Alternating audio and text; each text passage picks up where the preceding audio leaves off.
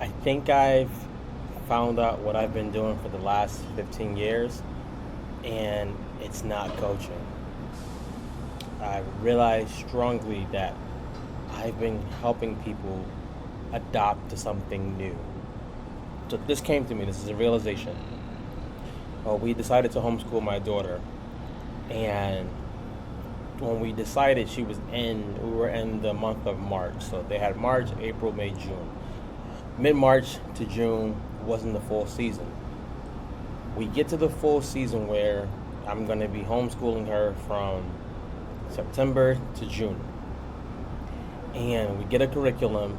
Not saying curriculums are bad, I'm not saying that. We got a curriculum, and I realized it wasn't the information in the curriculum that was not fitting for her, but she couldn't adopt how it was. It was more so just like a ton of worksheets and things like that.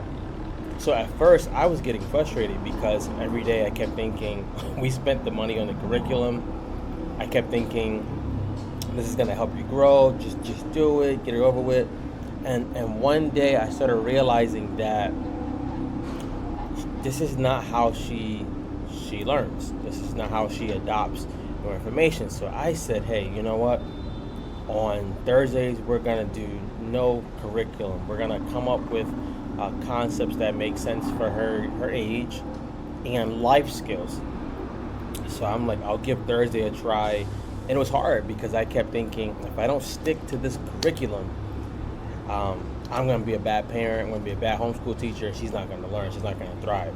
So I started off on Thursdays, and I realized when I started teaching her in a way that she can apply it to real life, in a way where she used her hands, she used her problem-solving skills, she did it not sitting at a desk, a lot of it was standing up or running right apart, that not only did she retain the information more, but she was able to actually teach the information what I was giving her. So she's 6 years old. She's learning multiplication of some sort, division, the basic subjects, but she's also learning other things. And it hit me hard that every job I've had, whether it had been a fitness coach, I've been a fitness coach, I've been a content coach, I've been a podcast coach, I've been a life coach, I was doing this one thing and I did not know. I wanted you, yes, to buy the product so that so it can start working for you. But I was always trying to find out, how do I get this person to adopt this process so that they can make it their own? So I've seen tons of clients buy courses, never open them. I've sold tons of fitness programs in the past where I just gave out the whole program, gave out full nutrition day one, gave out the full workout day one, and then the person did nothing. And I kept thinking for a long time, they just don't want it. Like, they don't want it bad enough. Until I started realizing the next step is, how do I get you to implement this?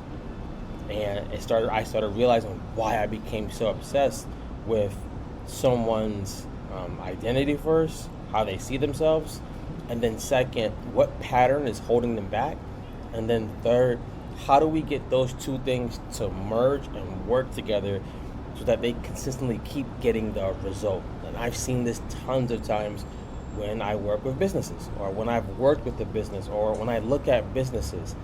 I always think first, if you did these couple of things, you could make it an easier process for the customer to not only buy, but to keep using the product over and over again. And they're going to probably refer people, and that's going to turn into a money machine or a well-oiled business. Now, I didn't understand this because I would keep switching lanes in my head, and I would get people saying, stick with one thing. And I would always just say, I'm really trying. I'm trying to stick to one thing. I don't know why I'm thinking like this. Until today, when I was sitting down waiting for my wife, and I realized I've been obsessed with helping people adopt this new change, this new product, this new information, and in a way where it works for them. Something I have learned while being a coach or a consultant, whatever you want to call it, is people learn differently, and people also implement differently. You got certain people who can just, they see the plan, bam, they're executing immediately. And you got people who have to dip their toe in the water, they have to take small steps. Neither is wrong. I believe as a business owner, you have to think the majority of people who are buying, if they're not coming back and they're not using the product over again, what is the constraint? And that's what I've been obsessed with for so long. And maybe you're like this, you're like, hey, I feel like I'm multidimensional, I'm getting boxed in by niching. Take some time, and I would even say write out what are the common denominators of what you come back to. I always come back to how can I make the customer, how can I make the person implement in a way where they keep implementing. So back to the homeschool story, it started off with just taking Thursdays off of the curriculum, to taking Thursdays and Wednesdays, until we started doing no curriculum and we started creating together how she likes to learn, how she likes to read, how she likes to do math. And these things, I kid you not, changed how I homeschooled my daughter, but it also changed how I see customer adoption, how I see how businesses could be functioning in a way that's easier for them and the customer once you see the other side. If you're just making the sale and the customer's never coming back, that is a problem. That is a problem. If you're a church and you're just welcoming new members and you never see them come back, something has happened. There's a constraint. There's something missing. There's a gap. You got to figure that one out, because you may not realize that if I just keep getting new people and their turnover rate is high, if I don't address this constraint, it's not going to be good for anybody. So that's my realization for today. I realized that, and I don't need to call myself a fitness coach, a content coach, a life coach. I just call myself Drew or a coach. If this resonates with you, let me know.